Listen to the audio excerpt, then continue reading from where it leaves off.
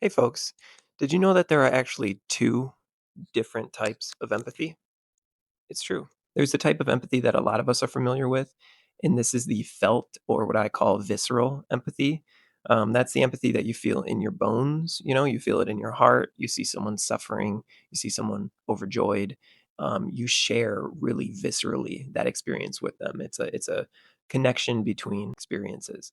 And then there is cognitive empathy.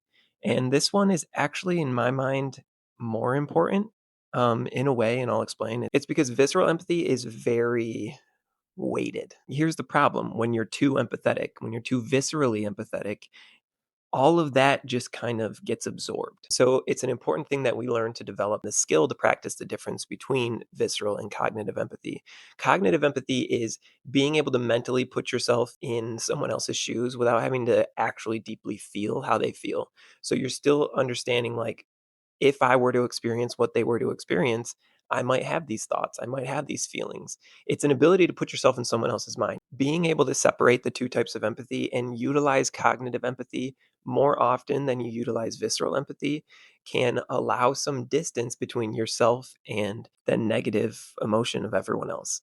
It's not to say that empathy is a bad thing. It's great. It's when we feel most human is when we're attuned to someone else. But it's important to not let that empathy become something that you're engaging with constantly to the point where you don't really have room or bandwidth for your own emotions because you're always managing and taking on those of others. So, knowing that there's two different types of empathy can be really helpful.